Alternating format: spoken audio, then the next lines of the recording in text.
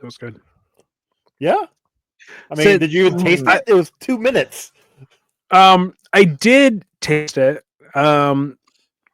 Working in the culinary industry as long as I have, you learn how to eat a meal over a garbage can in under like 4 minutes. So that was fair. really that just reminded me of like the good old days. You know what I mean? Like, A little flashback. in fact, a little I kind of wish I flashback. had the trash underneath me while I inhaled that sandwich in under 4 minutes. Because of all the a minute crumbs. and a half. I did that in like 90 seconds. Yeah. Quite impressive. I miss those days. Brothers, sisters, gender resistors, welcome to one of the podcasts that Joey runs, specifically in this world. That's about comic book related things that they put into the cinemas. This comic book rundown presents a rundown reviews. I am the guy who did the introduction. I'm Chuck. And there's Ron. Ron's here. Hello, Ron. Hey, everybody. And Joseph Janero. Yo. The man of 1,000 podcasts. You're like Dean Malenko, the man of 1,000 holds. I actually was thinking about that today, and I'm like, no, I got 6. I'm technically part of 6. Six is like 1,000. So, I mean, Comic Book Rundown has 3 shows I'm on. Once I get comic books back. And then over on DC, the Geek Ultimate Alliance, I got 3 over there. So technically 6. 7 if you include the Patreon. 8. That's a lot. That's still a lot. Yeah. Yeah, basically 1,000. A lot of shows, Joe. It's a lot. I find time somewhere. Somehow. Yeah, but what about the family you neglect? You know what I mean? Like, do they care? Do they even like you, Joe? Is that why? Oh, maybe that's what it is. Maybe this is what you've done to fill the void in your life because your family doesn't. I'm sorry, you made me wear the mask, so I'm like kind of like a little zippy towards you, but it's only because you made me pay $4 to watch it. Oh no, you didn't. Oh, I take this all back, Joe. I don't know what you guys watched, but I forgot that my mom has cable. So I watched the Sci-Fi on demand cut of this, which was 1 hour and 43 minutes long with commercials. Oh, with commercials. Yeah, so like, it was commercials made it 2 hours, or no, it was, made it was an hour and 43 minutes, including the commercials. Because it's an hour and 37 total. Interesting. Oh, okay. So I guess they were just I guess they didn't actually cut anything out of it. Maybe not. And then just added a bunch of commercials. That's interesting. Okay. 100. Yeah, it was an hour and 43 minutes. So okay. I had to pay for it too because somebody was supposed to bring it back from their mom's house, but forgot about it. So wow, yeah. I'm sorry, forgot. Okay, my apologies. I also had to pay for it. I'm not hurt that I had to pay for it. I mean, I fucking love this movie. So this one was definitely a nostalgic movie for me. This took me back to my teenage years, and I liked it. It's a fun movie. It's nothing like the comic. Let's just get that out of the way right now. The comic. Whoa. So somebody who is now currently reading the comic, because when you told me that this was like based off a comic, like back when I think I first came onto the show and stuff. Yeah. I was like, you know what? I remember thinking that the mask was cool, and I had the toys, and because they had this show, they had the movie, they had the TV show, cartoon show that came out after this. Yeah, and I think I remember seeing the movie and having to pretend that I didn't like it because my mom really hated Jim Carrey. Like this is right off the bat, this is peak goofy cartoon Jim Carrey. So I had to look into it. Like, this is fresh off of In Living Color. Like, he's had a few like bit roles in movies and TV shows and TV movies. He was in that Once Bitten, which was vampire thing. Yeah. Then he did Living Color. then he did Ace Ventura, and then he did this, and then Dumb and Dumber. So you're correct. This is peak Jim Carrey of like just being the crazy Himself. Jim Carrey. Yeah. Watching this, it was one of those things where I'm like, man, I'm getting a lot of Deadpool vibes here. Because with all like the fourth wall breaking and the I don't know, a lot of some of the stuff he was doing, like it was interesting. And I know Deadpool himself came out in was it 92, 93? Watching this, I felt like it was Green Deadpool. Like it's very Deadpoolish. I feel like Ryan Reynolds probably took a little bit of like the movie to like his version of Deadpool because it is very much the same. That being said, 1990. Okay, I was a little off. In relation to the comic book to this movie, the only difference is the amount of violence. Yes. And the way that it shows up. And that's really what I was getting at. Yeah.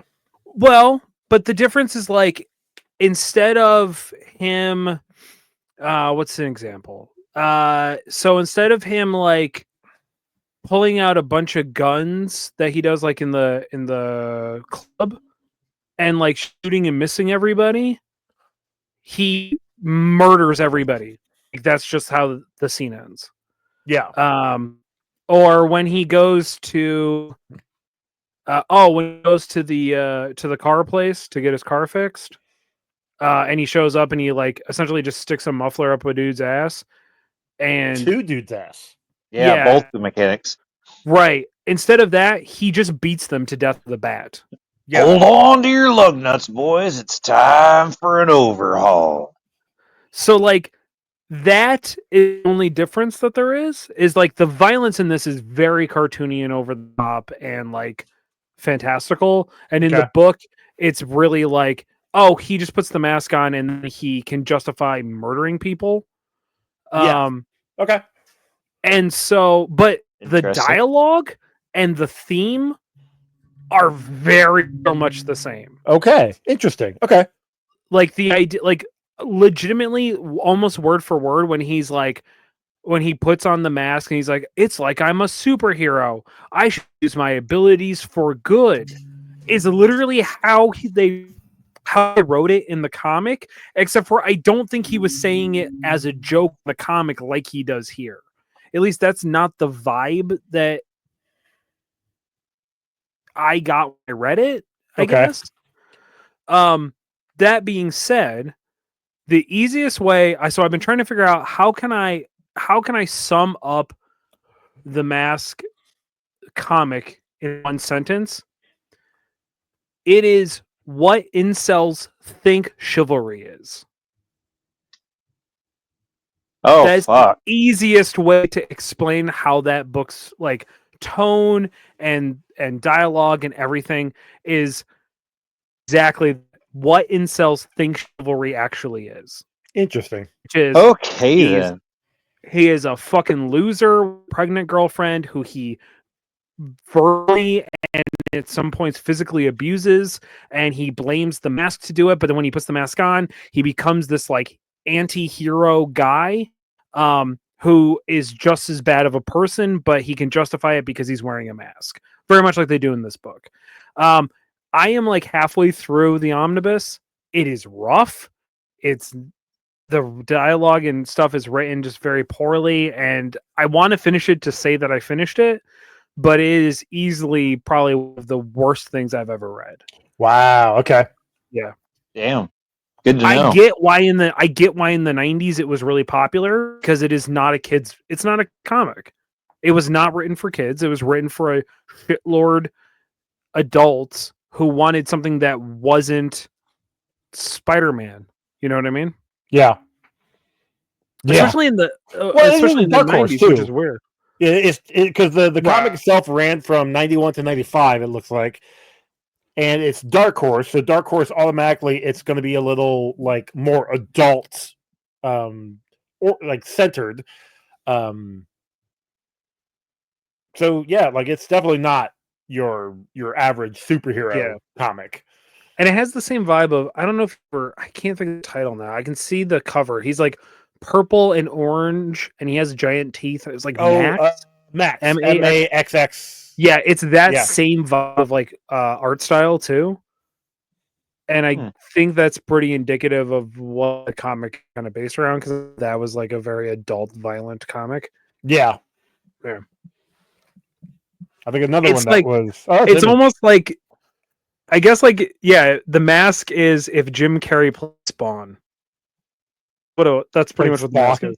Okay. Yeah, I mean, it's very much a Spawn vibe, but instead of trying to be Batman, he's trying to be Jim Carrey and be silly and violent.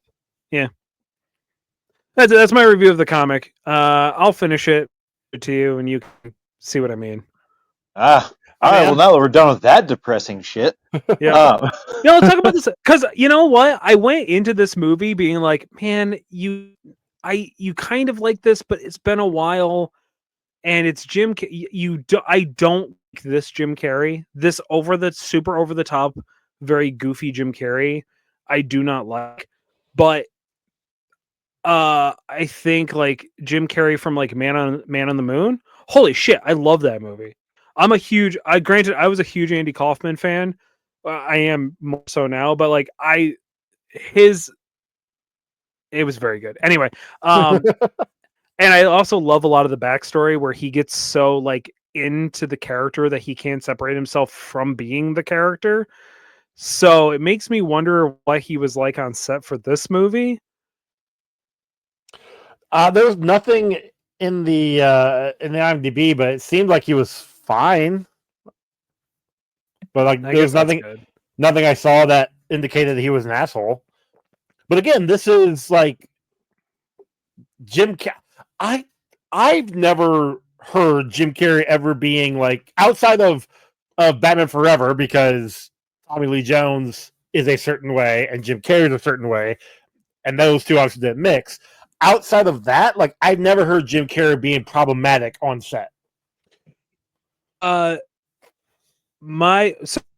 think there was a documentary I watched about Netflix did documentaries where they like interview him and then interview people who were on the set with him.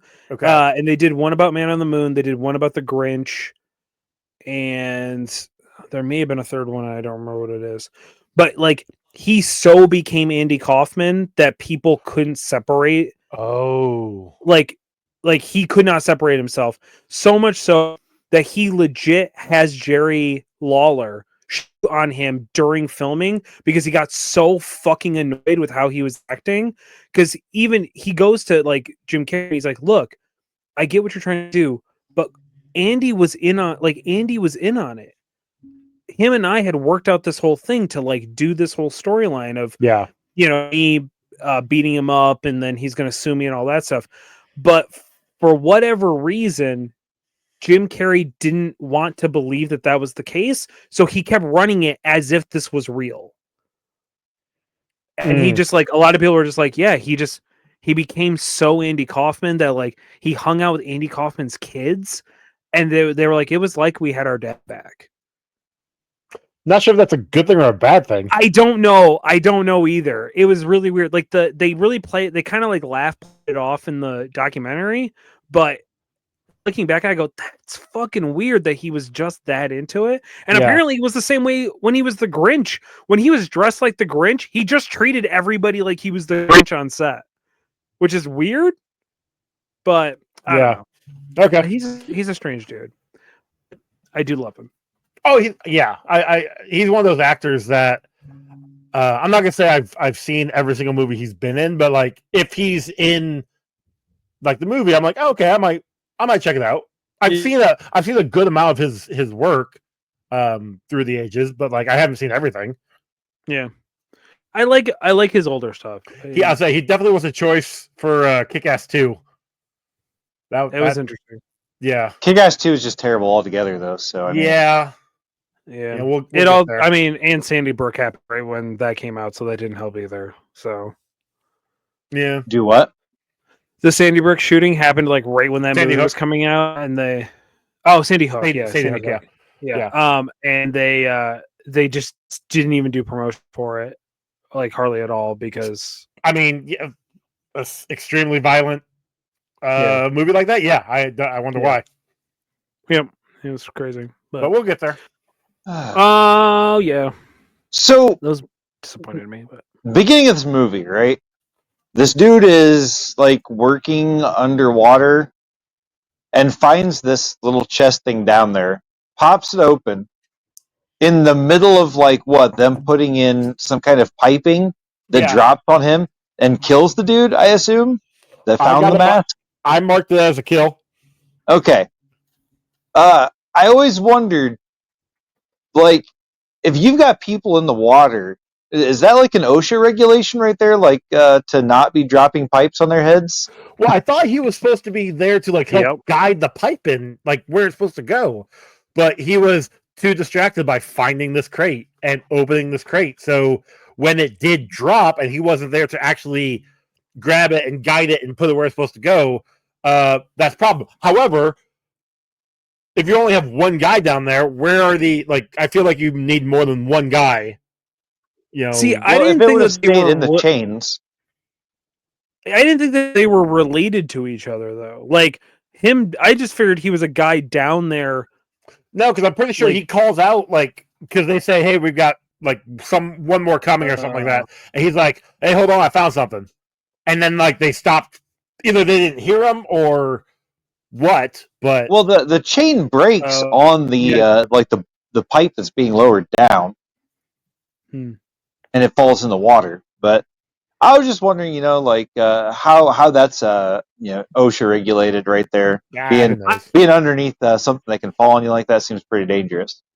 I would like to know how a wooden treasure chest, when opened, released that much air. Loki talking the whole time inside the chest. Oh, okay, that makes more sense. Yes, the lore that this is the like Loki's mask, or Loki in the mask, yeah. Because I think in the second one, well, no, is it his? Again, I've never seen Son of the Mask. I've only ever seen like I've never seen bits and pieces, and like I've heard about it. I believe it's one of the worst movies ever made, isn't it? That's isn't it what like, I think it is actually. Like it's gotten so many Razzies that it's down there on that list. But if I remember correctly, in the lore in that is that Loki comes back and he's trying to get the mask because it has his power. Oh, I think. Interesting. I don't remember exactly. Okay. Yeah, there was allegedly a cut scene. Let's see if I can find it real quick. That was there was actually two scenes that got cut. The first one was that Stanley, well, after he grabs the mask the first time and he gets out of the water, he's getting mugged and he has his watch stolen. So he tries to actually like give the mask to them, and they're like they don't want it, but they steal his watch. So that when he comes back into his apartment and his landlady is like, "Do you know what time it is?" and he's like, "Actually, no, I don't," because he has his watch stolen, so he can't actually say the time. The other scene was supposed to be an opening scene, and it was these Vikings who had buried the mask itself. And it, where was that? I know I saw it. I thought it was pretty early. They had basically buried the mask, Loki's mask, and then we would have opened up with that, which I think would have bled into the water scene. So we actually have a little bit of a time frame. Gotcha. I wish we would have had that scene. That scene would have been, I think, fine. Yeah. But, hey, is what it is. Can I just say that in this movie specifically, Cameron Diaz is so epically hot, and I don't know what it is, but she is just an an absolute smoke show in this movie. I mean, it's her first movie. It's her, like, literally, this is her first role ever. She actually had to audition for this role 12 times. And she was not given the role, but like she was told about it after one of the producers saw her leaving a modeling agency and was like, I like what you got there. Try out for this role. And then, she had to try out for 12 times. So I believe, wasn't there like something about this though? Like, no, that's something about Mary that you're thinking of. Oh, okay. That makes more sense. No, I thought there was like a little controversy behind something that happened with her on set, but I don't know what it was. Maybe I'm thinking of a different movie. Oh, I don't know. I don't know. I feel like it was something that came out like she was like, I don't know, men being men on the set and being disgusting. I don't remember. Oh, no way. Yeah, I know, it's Hollywood. Shocking. No. How old was she in this? Was she like 21? 21. Yeah, 2021, 1920, 21. She's 21. Yeah. Maybe. Oh, I know what it was. One of the executive producers called her fat. That was. That's like the big thing. Yeah. For this? On this one, I'm pretty sure that's what it was. Was they didn't like her because she looked fat. I'm like, oh, this is the 90s, so that makes sense. Yeah, it was the actually. 90s. I mean, yeah, like heroin chic was a thing. You know what I mean? Like, yeah. So, yeah, because I think she did an interview or something where she was talking about the fact that, like, yeah, I was like 19 and they were telling me that I looked fat. Or like, she does, for the record, does not look fat in this movie at all. No, she looks gorgeous. Built a shit brick house. Like, she's got a dancer's body, and it is, they not hesitate to show it off at all. And God bless her. That scene, she's got a weird face. I think that's what it is for me. Like, I've never been like overly attracted to her, and there's just something. Okay, that's the thing. Also, like I don't really find in pretty much anything else. I don't find Cameron Diaz all that hot. Like, but this movie specifically, I don't know why, but it's just ever since the first time I watched it. She is very muscular and like very fit, and anything else she's ever been in is very like skeletonish. I don't know. Like I feel like Charlie's Angels, she had some muscle on her. But I think she was a lot smaller in Charlie's Angels too. You might be right. Yeah. Like I always think about The Sweetest Thing. She just doesn't look look healthy. Like she looks sick. To be fair, for The Sweetest Thing, I was really more infatuated with Selma Blair than I was Cameron Diaz. Yeah, that's super fair. Yeah. I've never seen The Sweetest Thing. It's a fun rom-com. It's perfectly fine. Yeah. Yeah, I like it. What's her name? Applegate? Christina. Applegate. Yeah, Christina Applegate makes that's like her big return to after Married with Children. She does a phenomenal job in that movie.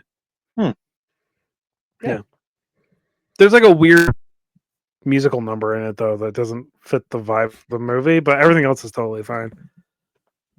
Like, yeah, it's a fine movie. It's a perfectly fine movie. She looks like a smoke show in this. This is a very young Jim Carrey too. Like he looks anemic. He looks anemic in this movie. Yeah, I think he was 31 when they did this, or when this came out. So yeah. You can definitely see the Riddler vibes though. Already starting to spin. Yeah. It's a little weird. A little Ace Ventura too, though. Like, because again, this is So Ace Ventura, this and Dumb and Dumber all came out in 1994. So this was Ace Ventura came out first, and it was just a surprise hit. And so when Mask came out, obviously people who love Jim Carrey and Ace Ventura flocked to this, and then same for Dumb and Dumber. Now, I would say the difference is obviously Ace Ventura got a sequel, and then the other two, like Dumb and Dumber, got a sequel 20 years later, a legit sequel. You don't count the prequel bullshit sequel, thing? Whatever it wasn't Harry Lloyd. Yeah, it was. Yeah, that was an interesting movie. There were some funny parts to it, but most of it was just not good. Yeah, it was a choice. But you could tell, like, what I saw when he isn't wearing the mask and he's like slowly starting to go, like, kind of, I don't know, build confidence, crazy, depending on how you look at it, is very Edward Nygma before he really turns into the Riddler. Well, maybe. Very kind of the vibe. Because Nygma kind of, I don't think he actually gained confidence as much as he kind of started to go insane. Right. But like that same, like his cadence and the way he talks and like, just like he acted it kind of the same. Like I saw a lot of like Edward Nygma and like his dialogue and cadence and how he talked and stuff like that. I was like, and that was 96. Is that right? Batman Forever was 96. Sure. Thanks for just saying yes to that. I don't remember. 95, 96? 97. Hold on, look it up right now. 97? I cut it, so I don't know. No, it's 95. I mean, I could look back on my list, but that's... I'd look 95. it up. Good job. 95. Yep. Good job, 95. Chuck. So, yeah, I mean, in that... because it goes big movies-wise. It goes Ace Ventura, The Mask, Dumb and Dumber, and then Batman Forever. So, yeah, like, it's kind of... I could see why he would still be in that same... When did Ace Ventura 2 come out? 95 as well. Oh, okay. Wow, that was a really quick turnaround. 94 is the first Ace Ventura, Mask, and Dumb and Dumber.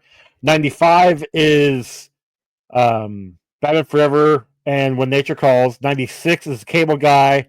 97 is Liar Liar. 98 is Truman Show. You know, Cable Guy almost ruined his career. Really? That doesn't surprise me because I heard that role, that movie itself. Not saying the movie was bad.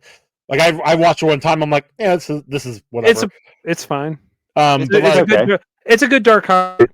There are some funny lines in it that I do repeat from time to time, but you know. Yeah. But it's the whole him being as dark as he was in that probably I could see that being a almost career killer. I mean it got terrible critic reviews, and then everybody was like, oh, this is like not The Mask, this isn't Ace Ventura, like and then Liar Liar kind of saves his career, and then The Truman Show, I think, is like finally. Truman Show was great. I really did enjoy that one. That kind of like solidified him as being like, oh, he could be a more serious comedic actor. Yeah, because then he has, Simon Birch in 98, The Man on the Moon in 99. Great movie. Me, Myself, and Irene. That's a fun movie. Then you got How the Grinch Stole Christmas in 2000, The Majestic in 2001, Bruce Almighty in 2003. Eternal Sunshine of the Spotless Mind in 2004. That was a weird movie. A Series of Unfortunate Events in 2004. Fun with Dick and Jane, 2005. Number 23 in 2007. Horton Hears a Who. I don't remember that. Oh, it's animated. Yeah. I would say after 23 is when his career falls apart. Yeah, because the number 23 definitely had a lot of mixed reviews on that one. I enjoyed it because it was a more serious take. It's pretty good. But yeah, like I would probably agree with you because then you have like Yes Man, the animated Christmas Carol, which I did enjoy. Mr. Popper's Penguins. Let's see, Kick-Ass 2, Anchorman 2, Dumb and Dumber 2. There was an Anchorman 2? Yeah, you know that? You know about that? No. Oh, wait. Sorry. Yeah, I do remember that now. Yeah, he's one of the other people, right? Yes. He's like one of the newscasts or something. CBS news anchor. Yeah. Yeah. Yeah, and then basically it starts to have like not terrible roles, but not as, high profile. And then he gets Sonic in 2020. Then he's at one point he just starts saying, I'm not going to take any more roles. I don't need money. And then said he would only come back if the script was really, really good. And it was Sonic. That's the thing that brings him back. Well, but that's the thing. I think he after 2020 Sonic was a lot of fun. Or 2022, it looks like 2022. I think is when he retires because he does he's on a TV series called The Kidding. I don't know. He did a couple of Saturday Night Live bits as Joe Biden. There was a cable guy Verizon commercial. Let's see, some short. Yeah, Sonic was technically his last movie role. As Robotnik in 2020, and then coming back for 2 in 22, and then most recently for 24. And he's also said that he would be interested. He would. How do you say it? If they did a fourth one, he would come back. Yeah, I'm sure I would do it for the money too, and it seems pretty easy, and he seems to be enjoying it. Like, I mean, the last movie, I wasn't a huge fan of his portrayal in the third one, but I don't know, it was fine. The movie itself was good, but there was moments of his portrayal as both Robotniks, because he does dual roles, where I'm like, they might be doing a little much here, but okay. It's still fun though. That movie just reminded me that Keanu Reeves is not a good voice actor, but anyway, so The Mask. We apologize. Anyway, the point is of all this is we like Jim Carrey. Jim Carrey is probably the GOAT. He's got more unbelievable successful blockbusters than he doesn't. And the stuff that was like classified as bad, we actually could probably go back and look at it and go, actually, this was good. I think it was just misunderstood for its time. One thing to just kind of show how good of an actor Jim Carrey is, and how he kind of gets into the roles itself. Those oversized teeth, originally they were going to just be for when he's not talking. Like, there were just going to be scenes where he's just standing there and smiling. But he learned to talk with those teeth in there, that they kind of reworked the script and reworked the character so that he could have those teeth. Also, the man is insane. And also the director, I think more director, was like, because of Jim Carrey and the way that he can move his facial expressions and make, like, basically the way that he moves his body, they were able to save on a lot of special effects because he's got a rubber face. He kind of sorta he can move it all around and be crazy with it. So we're in agreement that mask looked unbelievably uncomfortable, right? Yeah. Like, there's no way that I mean, that thing is so tight to his face. It is wild. I wish there was some behind the scenes stuff of like them putting that on his face and how long it took. Although you can tell where the mask stopped. 4 hours? Was it 4 hours to put that thing on? Yeah. Oh, shit. Because you can definitely tell where the mask ends and where they just started painting green in. Like at the neck and like around the eyes. Yeah. But they did a fairly good job of hiding it. I think because I was watching in high definition, that it looked like it was more noticeable. But I have a feeling in like an old theater on a CRV TV, you wouldn't even notice it. So. No, I agree. It definitely did a good job on that one, and because it's all practical, it doesn't look terrible. Obviously it looks a lot better on him than it does the villain at the end. Yeah. Is that a different guy that they've got? Okay. Yes, it is. Because he gets like super jacked. Too. Yeah. Huge. Yeah. I knew that his voice huge. sounded super familiar, but I didn't. When I looked up the actor, I didn't recognize him from anything. So I don't know who the actor was. Well, let me look. I don't remember it up right now. Name. Well, while you're looking that up, dude. Okay, Charlie is a terrible friend. Jeep sweeping. Yeah, that's what I said. I actually have written down great friend when they're going into the club and he just doesn't bring him in. Well, it's not just then. It's anytime there's a woman present, or anytime that anything is going on where, like Stanley is not going to be something that, like, it's almost like they're just work friends. Yeah. Like that's the way he treats him, is like, oh, they're just work friends. Like, he's only there because like it was his way of talking two women into coming to go to the party or to the club with him. Oh yeah, I got a friend for you, and then he just leaves him outside. Every time a woman comes into the bank, he's like, "Hey, sorry, Stanley. I know you're having problems, but fuck off. I gotta talk to this hot chick." And yeah, just a terrible friend. So the guy who played the masked Dorian. We've seen him before. His name is Jeep Swenson, and he was the giant, the hulking Bane in Batman and Robin. Oh, no shit. Yeah. Huh. Wild. Oh, that's the wrestler. Yeah, who died in 97. Yeah. Yeah. Good times. Okay. Anyway, sorry. Wow. You know who else came back for this movie that we've seen recently? I think his name is Nils Allen Stewart.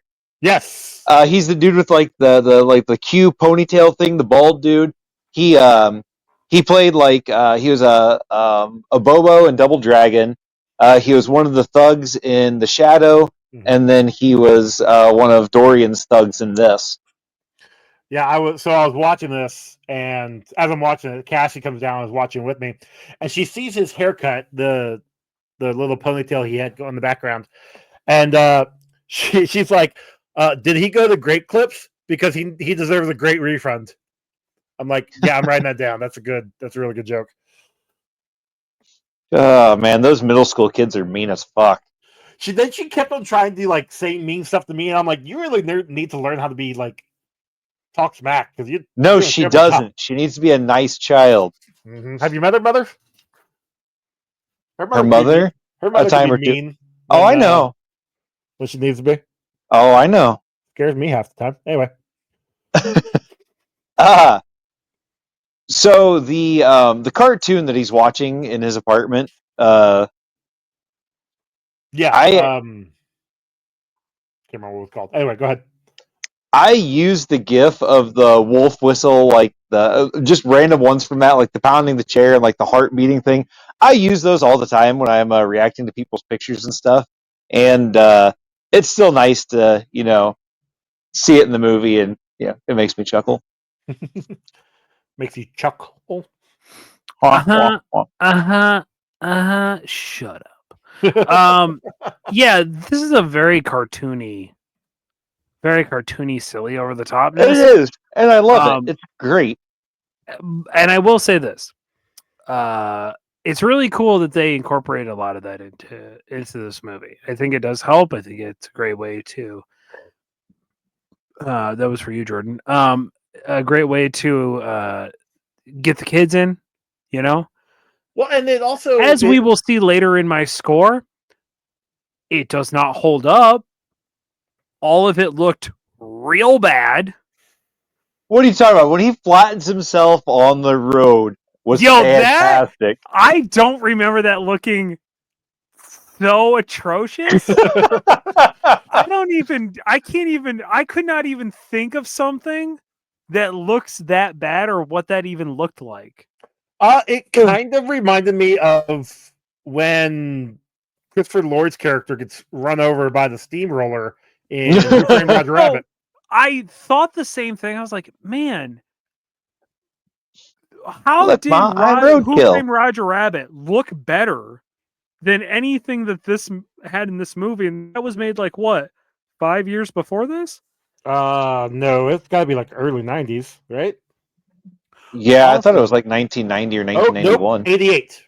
Oh, you're right, Chuck. Yeah, it was in the 80s. That's what I thought. Damn. I will say this: of all the reboots that they have never done, how they've never done a Who Framed Roger Rabbit reboot is shocking. They probably wouldn't be able to get the companies to agree again to let all the cartoons together. Because it took forever for them to agree to do what they did for what we got. And it took even longer for them to agree on how to, behind the scenes stuff, which is why, the DVD never came out for, another however many years. Well, yeah, but at this point, Disney owns everything. So damn near. So it may, in theory, be easier. I think it would be a lot easier. I really hope they don't. I don't need a Roger Rabbit reboot. Roger Rabbit is perfect.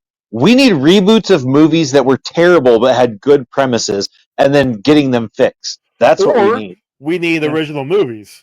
I mean, that would work too, but they Well, don't yeah, do that. but nobody get that. no one wants to write an original. Everything's Yeah. been written. You know what I mean? That's the thing. No one will actually. Well, it's not that, but like they'll have original movies. No one will see it because it's not. It's. I mean, they don't trust the property. It's unknown to them. So that's why they'll go see a sequel, and because they already know about these characters and where they've been. That's true. So, but I'll get to it later. good. But anyway, where you guys left off? I'm sorry. Okay. So the mechanics, right? When he goes in there and they're sitting there in the car, and the guy's like, "Hey, what's this look like to you?" And the other guy's like, "Oh, about 750." Those are the kind of mechanics. So there's a place here in town. I'm going to name drop hard right here, but there's this place called Burgers, right? And the mechanics are good mechanics, okay? Okay. Like they were. The place shut down because they were terribly ran.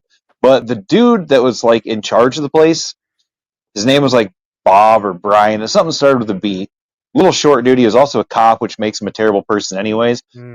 But he had the shittiest work ethic that I have ever heard. And these guys, like every time I see that, it reminds me of him because like he would be like, just horrible shit. Like, oh well, they don't know about us. Just go ahead and do it. Or like, I had this old dude that came in one time, and his wife had gotten him an oil change like the week before that, and he didn't know that she had done it. So he came in for his oil change. Like I was going to peel the sticker off, and I looked at the date and the mileage, and I'm like, hey man, like you don't need an oil change. Like you're not due for almost another 3 months.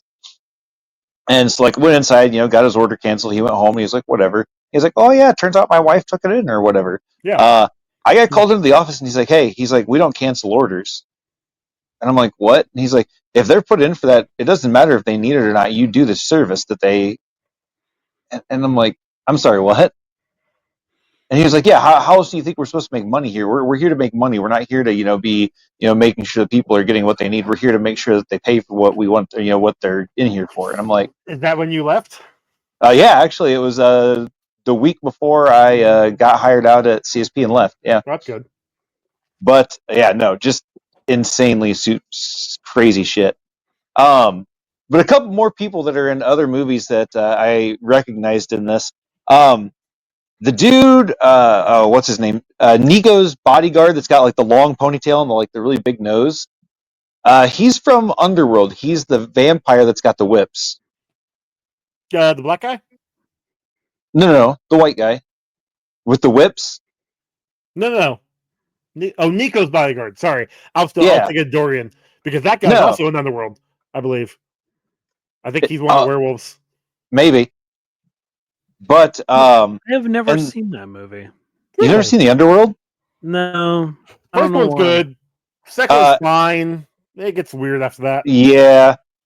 But then the main cop, like the captain or whatever, he's from Animal House. Yes, he is. Yeah. Yes, he is. Yeah. Yep. And I always thought did not realize that until you said this. Same. Right now. Holy crap. Okay. Yeah. But and you like what a shift in character from what he played in Animal House to being a cop. I mean, yeah. Damn. Well, Yeah, he's like 40 years older in this movie, but still.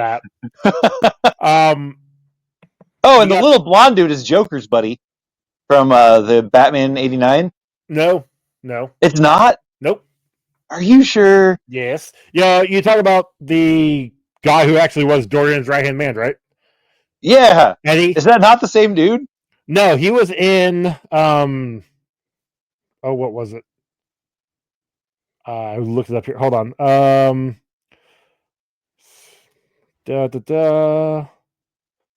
Oh, speaking of cars, while you're looking that up, Yeah, at time of recording, I'm still waiting for my car to be repaired. So, damn. Yeah. Like a month. I know. Apparently, actually, it's been over a month because I had to return my rental because I was past my 30 days that the insurance would pay for.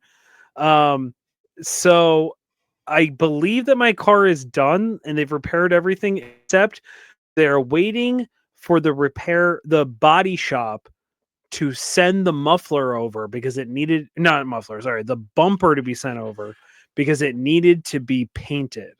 And they've been waiting for it for a week. Wow. Okay. Yeah. That's terrible. Stupid. It's really, really dumb because I'm still gonna have to pay $700. So like I'm like sitting on this like money, waiting to pay them, and the whole thing. So there's movies I recognize that this guy has been in, but nothing I can like. Oh, see, dude. pinpoint. No, I just thought that he was the dude that was in the Batman. Like, I guess I was wrong, but Yeah, they just no. have that same like look to them. Sure. No, but the thing is, like, I even looked it up. I'm like, I'm pretty sure I've seen him somewhere else. And then I looked at his IMDb, and it's like, no, I've never actually seen Cliffhanger all the way through. I've never seen the Adventures of what's it? I literally was just there. Briscoe Kid or Briscoe County Jr. Yeah, he was in a couple episodes there. Fantastic show. I've seen Eraser. I don't remember him in it. So Is that the one with Arnold Schwarzenegger and they got the laser guns? Yeah, he Schwarzenegger yeah, it's a fucking great movie. Love that movie. Yeah, Vanessa Williams. Yeah. Oh my god, so bad. Can we watch that? Oh man, Razor. Holy now the shit, the other person I recognized was Peggy. Oh yeah, Robin Hood Men in Tights. Wings. Wings. I used to watch Wings all the time. There's another Mel Brooks movie. God, what was it? But also her being married to John Ritter. Oh, Dracula Dead and Loving It. That's what it was. Yeah, but her being married to John Ritter and all that. So speaking of smoke shows, like she was super hot too. Yeah, still is very attractive. So, can we just all agree that having cartoon powers could possibly be one of the greatest superpowers of all time? I mean, the way that he is able to use it not only on himself but literally everything around him is pretty fun. Yeah. But I mean, it's interesting. He essentially is a god. Like, he can't die. Right? Yeah. As long well, he got shot numerous times. Well, then even you look at Dorian. Dorian got shot when he was wearing it and then just literally spit them out. Yeah. So, that's true. But if he loses a piece, then it goes back to normal. Yeah, that's weird. I feel like shouldn't happen. I think it was. I feel like that was just plot. It definitely was plot, but yeah. Also, the Cuban Pete scene, as funny as that is, and as I'm sitting there, shaking my butt as I'm watching it. That would not fly today. Why not? A white guy in green face. Cuban. Come on. He's an avocado. Okay. I might allow that one. No, dude. Cuba. Okay, so I had to finish watching it today, right? And I watched it after D&D and Charity stayed. And she's like, "You didn't get to the Cuban Pete part yet, did you?" And I'm like, and I turned it on, and it's like I was like the scene right just there. before that, and she's like, "Oh yes," and she's like, "That's the only thing I wanted to see on this," and then she left shortly after that. Also, what was I gonna say? No, go ahead. Continue. I lost my train of thought. So the cops, right? In that scene, how they all had their guns trained on him the whole time, and like as he was moving around, that was so freaking funny because like they were cops, so they would have already shot him because he's colored. But but he's mostly white, so. Oh, that's true. They could see the white hands, the white neck, so yeah, that's fair. But not a lot of black people in this movie. Yeah, there were black cops. There was the black. I didn't see any. No black cops. There was the mayor. There was the doc. They got shot. Yeah. Yeah. The bodyguard. Yep. But that's it. There's is Doc the guy who tries to rob the bank in the beginning? Yeah. Yes. Okay.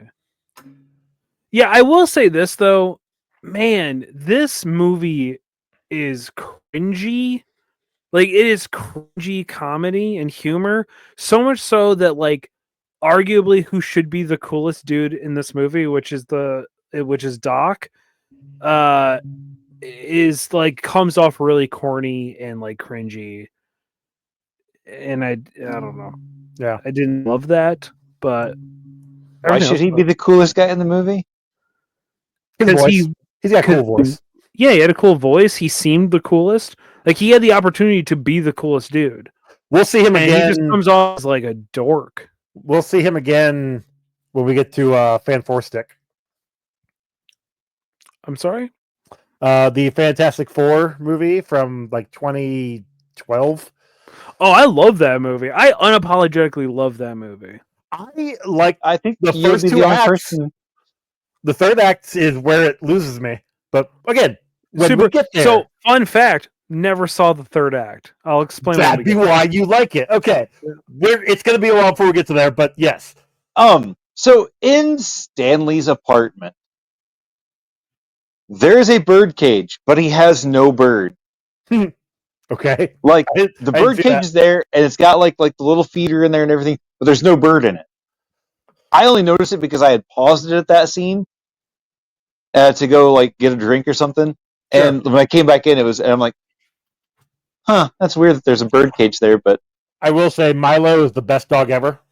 oh, Milo's a great absolutely dog. adorable. Oh, the best dog. That dog looked familiar. That's because he Wasn't this kind of dog looked like from- Wishbone. Yeah, a little bit like Wishbone. It's just Frasier? Looks just like Fraser's dog. I don't think Yeah, it okay. actually was the same dog, but No, it wasn't, yeah. or at least not for Wishbone. But Dog was so a jacked. lot of the That was like the a scenes, muscular dog. a lot of the scenes they Milo have or with the Wishbone? dog, Milo. Okay. a lot of the scenes they have with Milo in it, are not like him hitting himself in the face with the frisbee was not supposed to happen. No. It happened because of the dog. And the scene where he was like pushing the money into the closet with he also wasn't supposed to grab a hold of it during that, but they just went with it because he was just, It's Milo. being a Like, dog. he was, well, yeah, like I think I did read that Jim Carrey was frustrated at the dog in some of those scenes because I mean it's a dog. Like, what are you gonna do? What are you gonna do? Literally. To but, train it better, mother. Oh, Yeah, well, I mean, like, those scenes do awkwardly go a little longer than they probably should. Like, you Like, could tell so- the dog was not cooperating. Like when he gets the keys in the prison, like he's being all quiet, and the dog is doing a great job being quiet. Yeah. And then when he gets the keys actually from Milo, he's like, drop it. Like whispering, drop it, like kind of screams it. And it's like, okay. And then I also have to laugh when he goes to get the gun from the cop. And it didn't wake up when Milo was literally on him. But when no, Milo never touched him. Milo's on the arm of the chair and pulled the keys out of his pocket. Sure. But then That's because Stanley- cops know when you're going for their service pistols. Cops are bad. So also, Listen, that was actually his pistol. He pays taxes. That was his gun. Okay. in the 90s maybe. Oh, you're talking about No, Stanley. I meant Gotcha. yeah. Okay, yeah, Yeah. that makes more sense. That service pistol. That's my gun. I paid for that. So there are some lines in here. Majority of Jim Carrey's lines, you guys are gonna be very shocked by this, but they were ad libbed. No way. Yeah, right. Like the "somebody stop me" and the "smoking." He ad libbed those. I quote from this movie a whole lot. When he's like, sorry, son, the dog was rabid. I had to put it down with the balloon animals. I do that all the time when something bad happens. Man, that those scene bikers- is way more funny than it deserves to Oh, be. sorry, wrong pocket. But like these bikers, or not bikers, this gang members are chasing him down, and they're literally ready to beat his ass because he just like smacked one Pulled guy. his nose and pulled his underwear over his head. And then they come around the corner, and he's got this sideshow like all set up, and they're like, "Oh, okay, oh, let's do this." Oh. Okay. Speaking of that part, because right before he goes around the corner, he goes to that guy. He's like, "Come in," and I do that all the time too. So Yeah, that's right. Yeah. Who do you think would win in a fight? The gang from this movie or the gang from Guyver? This movie. Guyver. Ooh. Oh, interesting. Okay. Okay, look, the gang from Guyver had the one dude in there that actually took the like Taekwondo class or whatever. Oh, that's true. Yeah, that's true. Ooh, That's okay, true. fair enough. Yeah, he does make a good point there. Yeah. And these guys were definitely just like they just had the hard look with the leather and like the spikes and stuff. They weren't actually that's why the guy started crying when he put his dog down. Yeah, but the guy from Guyver didn't actually use any of his Taekwondo training when he was in a fight. That's fair. That is true. I feel like they would all just like be standoffish and talking the whole time, like back and forth, like running their mouths. Also a good possibility. And then Milo would come and kick all their asses. Yep. Well, yeah, duh.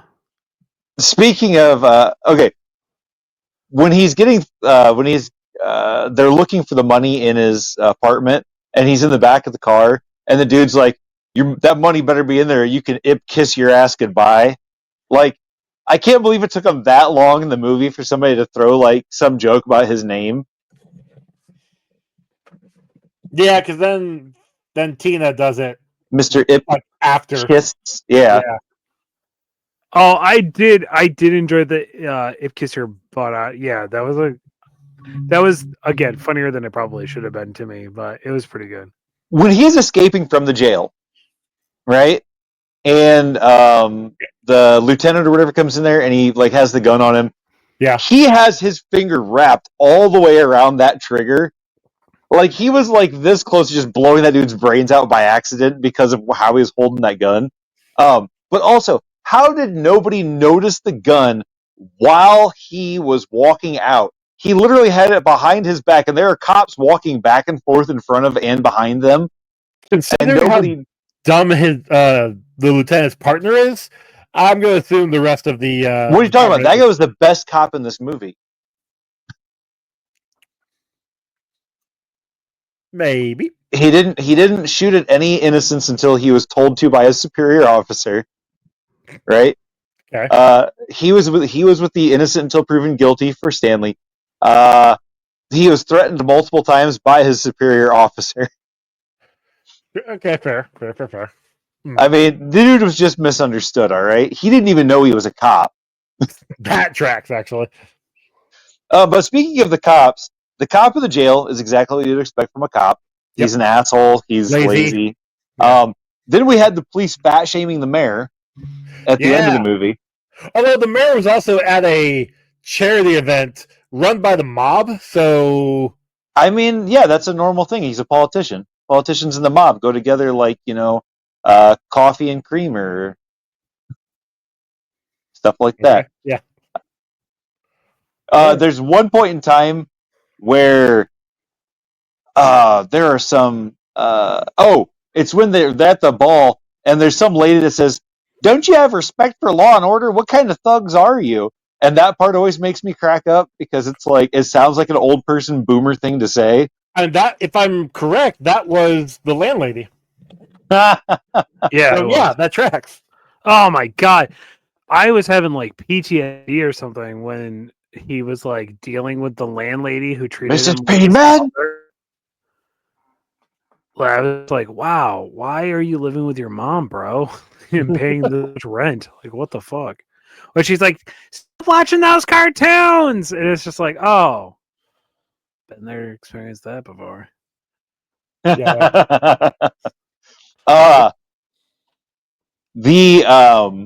When he's fighting with Dorian, and like, he's like, "I hope you enjoy the victory," with one freaking eye, and stabs him, pokes him in the eye. But then he is just beating the shit out of this dude, right? Like, I mean, he is like, he probably 20 punches right to his face. I mean, it's just and then he's like, "I'm winning," and then the dude just punches him one time, and he's back down. Like that shit cracked me up because it's like if you punch somebody that many times in the face and they got back up, you're never winning that fight. It was like watching those like scrapyard fights that we send to the boys chat over and over again. He's just throwing haymakers and like some land, some don't, and then he just gets clocked with one clean like jab and he's just out. Those two scrawny guys that were Oh like my the God. little southern dudes. They're like, I'm representing Memphis, mama, or whatever. Like, Yeah. it's like, holy shit, Oh, man. Meth hasn't shit. really caught up to you guys yet, huh? Okay. That makes sense. Oh, the meth caught up to him. They just don't know it yet. Yeah. But I also love the fact that they used the dynamite sticks that actually look like cartoon bomb dynamite sticks. Sure, yeah. That shit, that was hilarious. Especially since they thought it was going to blow that whole place up. Did they think it was going to blow the whole place up, or just like? Well, I guess they did say that, didn't they? Yeah. I did find it interesting because sometimes they were sometimes the fourth wall breaks in this, and it's very funny. But then like they act like it didn't happen. Like like when he's getting the award when he the gets award shot. thing is the That thing that scene. like Yeah. fucking that got me. When the dude's good. like, yeah, like he's Fix his just and, like hair. Yeah. he acts as if he can see the people clapping Yeah. and everything. Like that broke me. But I was like, wait a minute. So he. Like, did he create that to happen and they can all see it? Or, like, that was weird. That Well, I didn't... That goes back to I think I was overthinking it, but... his cartoon god power. yeah. Because he could manipulate Right. everything around him. Like when he makes the chick cop sing to him and then they start dancing and stuff. Yeah. Picked a damn good cop for that, too. Wow. But anyways. Yeah. Anyway. Yeah. You're wrong. What was I gonna say? Nope. This is the episode where I forget everything. Wow, that's a good episode. You should probably write that down. Okay. Yeah, I got nothing. That was this is. I think we covered all of my notes. So at the beginning of the movie, when his coworker walks up to him about the concert tickets or whatever, and he's like, "I got those concert tickets," and she's like, "Oh yeah, I've got a friend that's in town," and blah. Like, bitch, you know that you were just using him to get those tickets. Don't even pretend like that it was something else. And he also knows. And the sad part about it is like that's not an uncommon thing. No. And I really like nowadays. It's called OnlyFans. Guys will send $25,000 to an OnlyFans so that they can whatever with it, and then they take their boyfriend to a park or something. I mean, no, because see, that's a transaction. That's a payment. That's like renting a porn or going to a strip club. That is a transactional thing. This right here, he actually thought that she wanted to go on a date with him to this movie, and then she was like, "Oh, but I've got a friend in town," and then she probably just took some dude anyways. You do realize that most people who spend money on OnlyFans, and maybe not most, but a good chunk of them, think that these girls actually like them. They think that they're actually talking to the girls too. Those are the same guys that go into a strip club and think the stripper's actually flirting with them. So I mean, also true. They also go in there with their 3DS and play 3DS the entire time. Shout out to Big Joe. I hope you listen to this fucker. I doubt he is. He probably doesn't even know about it, but if you do direct message and you pay for it on OnlyFans, you are probably talking to their social media manager, who's some dude who's sexting you back. So, who's never mind. Hey, listen, good for them. Good for them. More power to them. Fucking get your money. That's what I said. Right? There you go. Man, look, if I could make some money off of OnlyFans, I would directly answer all the fucking messages, is all I'm saying. Because to me, that I could put in 40 hours doing that shit, as opposed to doing 40 hours of, actual work that my physical manual labor that I have to do. I'd be down for that. I think you could do well. I think you could do well. There's a lot of marketing. You got into the feet side of things. I think you could do well. All right. Well, here you go, guys. This is for YouTube, I guess. Oh, there you go. Wow, there it is. I was trying to quickly block your camera, but that didn't work out. What did you think I was going to do, Joey? Exactly what you just did. Oh, okay. But I can't shut your camera off. Damn, never mind. I didn't want to get it demonetized on YouTube, although I'm not getting paid on YouTube. So Listen, you never know. The feat might bring you in more money, in which case you're welcome. anyway, Uh, yeah. So Kill count? So kill count. We've got a total of 10. That's a nice round number. Yeah, a lot Well, less. that I'm is pretty far sure less that was than a lot less than Batman. Also, I'm pretty sure 10 was probably how many people he killed in the first issue of the comic. Yeah, he kills a lot of jabronis. He literally just walks out of his apartment and he like picks fights with people and then purposely tries to like kill them. It's weird. Wow. That tracks. The comic sounds like shit, and I'm glad that I saw this movie before I even knew it was a comic, because that would be so depressing. Did we have a limb count? I don't think anybody lost any limbs. Nobody lost a limb. Nice. So moving on to our bingo. You ready for this bingo list? All right. We have government interference, comic logic. Hero designs his costume because technically he designs every single piece of clothing that he wears when he's in the mask persona. Yeah. ID revealed to friend, ID revealed to enemy, ID revealed to love interest, a love triangle with himself because Stanley's in love with What's-Her-Face, who's in love with the mask, and then finds out that it's him. And then reverses that, yeah. Yeah. Betrayal by a friend, breaking the fourth wall, animal cruelty because that guy is definitely trying to hurt Milo. Rejection of powers when he throws the mask out the window. Product placement because there's shit all over the place. I mean, I saw Daffy Duck and Porky Pig on the wall. So like, exactly. Warner Brothers. Hero kills, sexual innuendo, fight for control of something. I have meme origin because there are quite a few of the I send gifts to people all the time when I'm like flirting from this movie for sure. Yeah, exactly.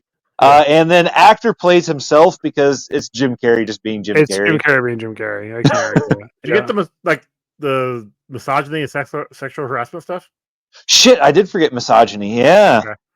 Yeah, that's the entire premise of this movie, actually. Yeah, literally. Yeah. Like, also, who did he kill? Like, who did Dorian? Stanley. So I didn't count that only because they never actually said if they, or did I count that one? When the sequel was in the works, he was allegedly going to be coming back. So, and I don't know if he actually shows up in the cartoon or not. I can't remember. Because also, apparently, there was a deleted scene which is on the DVD of Peggy after she gets the money from Dorian and they're at the printers, the press. Apparently, Dorian throws her in the press and kills her. But she shows up in the TV show. Like, I think. Well, but see, also the TV show would have had to have happened before the end of the movie because he throws the mask away. Yeah, but then you see Milo. I guess that's grabbing true, it and running back with it. So that's true. He does. Yeah, they don't really explain what happens to her. I was just the money and leaves. Yeah, I was expecting something more. I don't know why. She was interesting. She was an interesting character. The Jezebel. So Chuck, Spawn Cave. Holy shit. Yo, this looked terrible. All the special effects had that like weird CGI glossiness to it. It looks like they just drew it over the film and then just went with it. There's a couple of things that look okay. All the practical effects still look good. Yeah. Yeah. And I think the costume designs are fucking really good. They look rad. Cameron Diaz as a practical effect looked phenomenal, I think. The dance scene of her and Jim Carrey, or the mask, that's actually them dancing. The only time it wasn't them was like the over the like above the heads view when they were doing some like actual like the spins and but it's actually those two dancing. Oh, I think that was really good. The only practical effect that looked bad, I think, is Dorian. Is that his name? The bad guy. When he puts the mask on, that version of the mask looked not great because it looked super cartoony. It looked like it's the hair. Him having mask the with hair doesn't is make why a it lot looks- of sense in that. which is why Jamie part. Kennedy in the Son of the Mask looks so weird. Yeah. Anyway. Yeah. But Oh, does the mask have hair in that one? when he's wearing the mask, do y'all remember? I think it was a special. I don't think it was an actual episode, but the Goosebumps with the Halloween mask that takes over. Yeah, Yeah, the haunted mask. Yeah, yeah, the haunted mask. Yeah. that was one looked exactly the same. Looked almost Yeah, exactly like that. 100%. 100%. Yeah. That's what it looks Yeah. like. Yeah. Really creepy. But anyway, so the special effects terrible. Oh, when he jumps and the cop says freeze. I laughed at that part. That was bad. But then when they actually cut to it, and you can tell they like put something over top of him Because it was just his face. Yeah, when they Yeah. cut to him, like saying, "You told me to freeze," it's just his face, so they Yeah. could easily add something to that. Yeah, that looked fine. But outside of that, I'm gonna say, wow, 1 out of 2.95. Like this is as close to the Spawn cape as we could get. Like I remember when this came in, it looked bad. Like I think it was a pretty monumental feat for its time. For 1994, yeah. Other than the tornado parts, when I was a kid, I always thought all the rest of the effects looked great. Yeah, When I was a kid. The gun, when he pulls out the guns, like the shit guns. He does that in the definitely look comic bad. too. He pulls out a gun that has a bunch of Yes. guns on it. Yeah, I did know that. stupid. But I noticed it the most when he's hopping around. That's when it looked really bad. Outside of the when he gets flattened in the street and he pulls himself up, that was offensively bad. But when he's like hopping around in like when he's first in the apartment and stuff, that looked pretty bad. But yeah, like 1 out of whatever 2.97 I said or Whatever you said. 2.95. 2.95. That's rough. Which brings us to our score. So out of 10, what do you give this, Chuck? All right. Is this a Mask movie? No, and thank God that it's not. I think this is one of the only times where the movie is better than the material that it came from. But does this pass what I put this on a holiday with some friends to make fun of it? You know what we forgot to do? Oh, Muppet. Nope. We got to do the Muppet. The Sorry, Muppet. Chuck. I mean, hold your criticism for just a moment. Hold your making fun of my Star Wars holiday special for just a second. Yeah, no problem. All right, not a Muppet. Not a Muppet, Cameron Diaz. Yes, 100%. Yeah, it's a Cameron Diaz. It's not even close. Yes. Duh. Cameron Diaz is human. Everybody else is a Muppet because she fucks a Muppet. Yeah.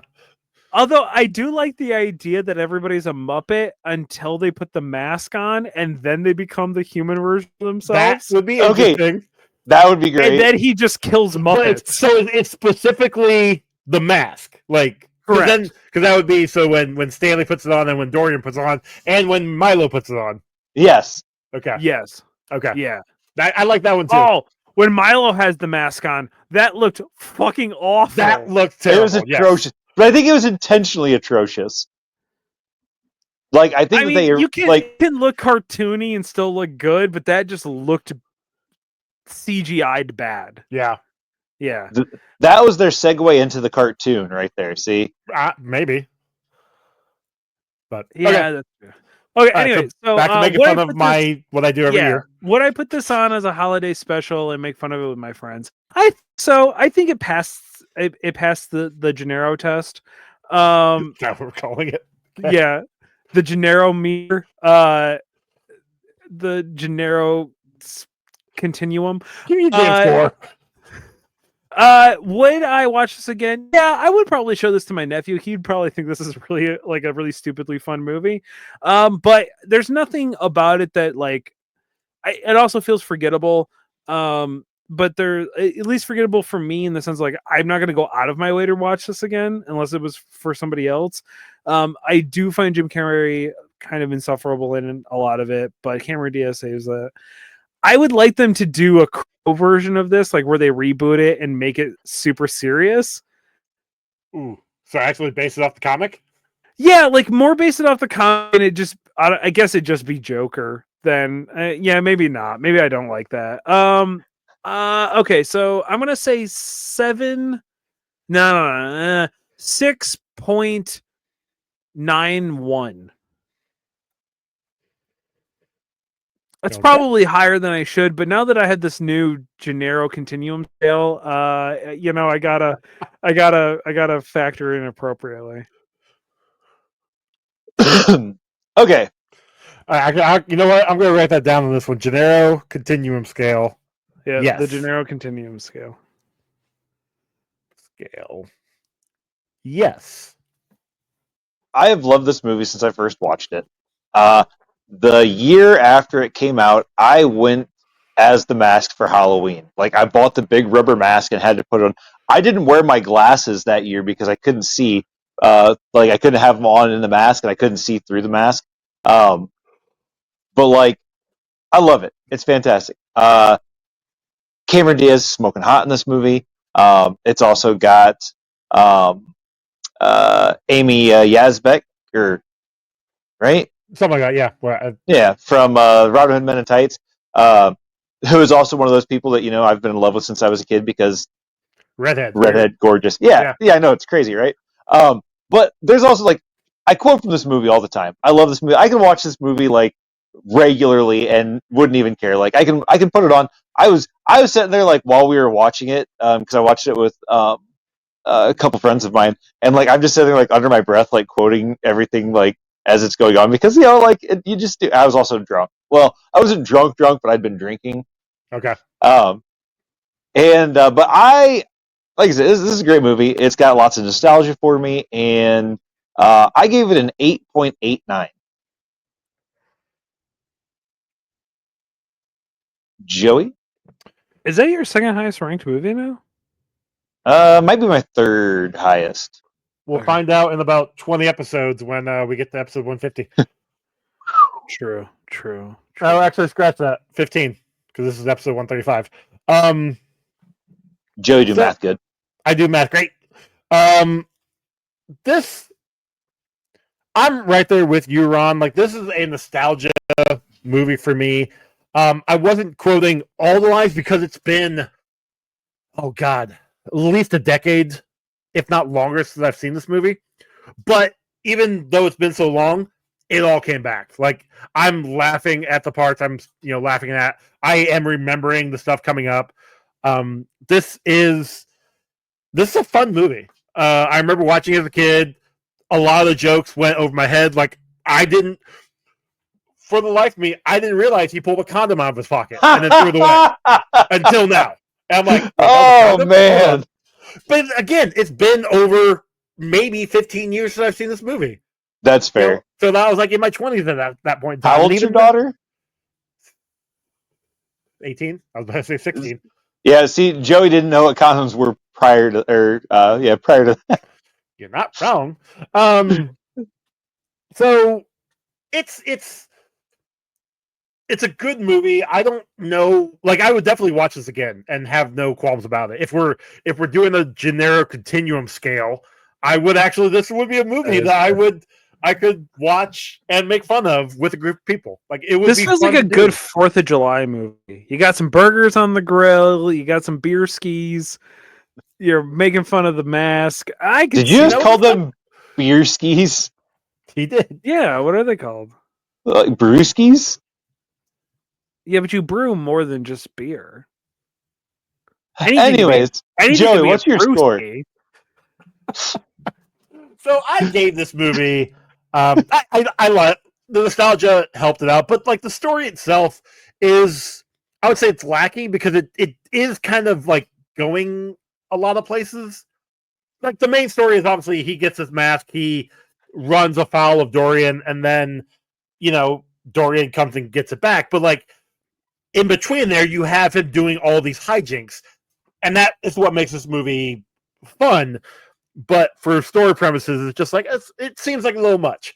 But I gave this movie a 7.85. It, like I said, I really enjoy the movie. I would have no issues rewatching it again anytime soon. And that gives us a combined score of 7.88, which out of 135 movies drops it in at tying with number 11 with Transformers the movie. Like the cartoon? The animated movie. It's just behind Meteor Man at number 10, which that one had, we gave that one an 8. And just above Superman 2, the Donner Cut, Casper, and Dark Knight, that we gave a 7.83, 7.87. That's pretty good. So that's interesting. I mean, you guys score it way higher than I did, obviously, but like, to me, I don't think it deserves to be there, but objectively, it deserves to be there because this is not for me, but I love that you guys love it movie. But that's even my scored out. That's an interesting spot.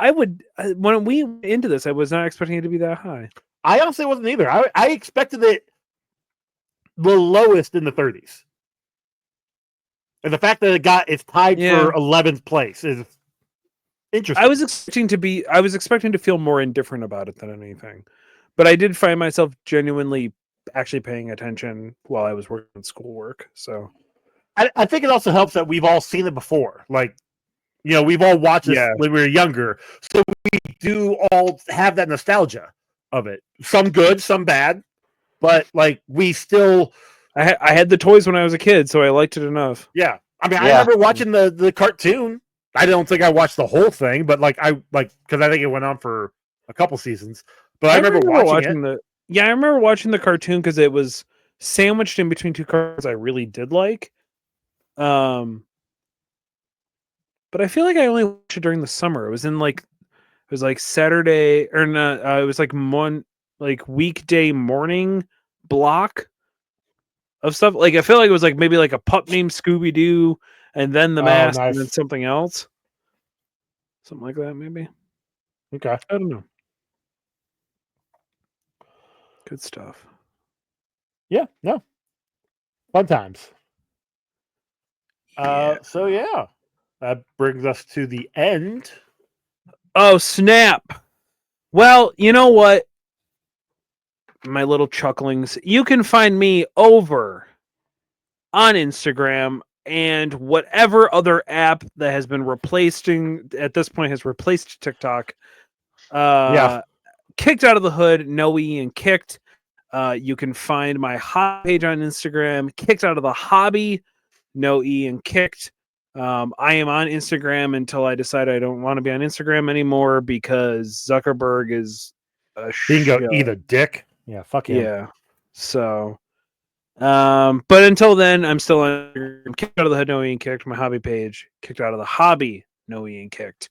And more importantly, you can find us on the same feed of Getting Franchised. At this point, we are just now dropping episodes for you, to the people. We said we will not be a slave to capitalism. Okay? We will not do shows in hopes of getting some type of financial reimbursement and what's the word I'm looking for here? Compensation. There you go.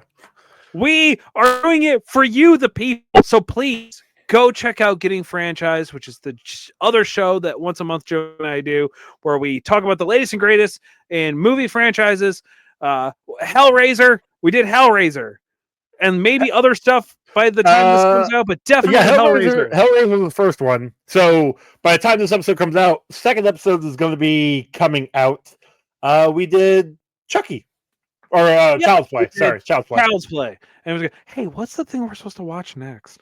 What did I pick? My Bloody Valentine. My Bloody Valentine. Because you wanted it to come out in February, but sadly, because we went from Patreon to the feed, it's going to come out in May. So. That's right. I forgot it was My Bloody Valentine. Ron, do you want to come on and watch My Bloody Valentine with us? You know what? When are you guys doing it? Yeah. We actually got to figure that out. We technically have time, so might hold off for a minute. But you gotta watch. You gotta watch two different versions of My Bloody Valentine. All right, I think I've actually seen the older one. Because there's one that was from the 70s, right, or something like that. Yeah, something like that. And then there's the real 3D release one. Yeah. So Anyway, that's where you can find me. Ronald, where could they find your sweet cheeks? Oh, so my sweet cheeks. Oh no. You can find me on Instagram and TikTok at Good at This Game. You can find my art on Instagram at Good Art This Game, and I guess I'm gonna have to start uploading stuff to my Blue Skies because you can also find me there at Good at This Game. And I'll actually probably start putting some stuff up on there sometime soon. So yeah, Joey. You guys can go over to, because all social media sucks. Go over the link tree and go look up Joe Janero or Joe Dodgen. I don't remember what it was. Maybe it'll be in the Probably notes. should put that in the show notes so that Yeah. they aren't confused. You know what? It is what it is. Actually, look here. Hold on. I'll figure it out because I'm logging in right now. You can find us on Instagram and all those other places at We're Comic on Book social media, Rundown. but social media sucks. So yeah, just go look up whatever. You'll find. Just Google us. Just Google. go. Just Google Comic Book Rundown. More importantly, you can find our T-shirts on Redbubble and TeePublic. Yeah, hey, I'm sure I put those new ones up. Because by now, we should have at least 3 new shirts up if Joey has gotten to that yet. Yeah, who are you, Tim France? Like, what the fuck? Wow. Call him TF2? I'm sorry. I'm sorry. That was hurt. That was me. Anyways, because I was told that by the beginning of the year, we would have our new shirts up.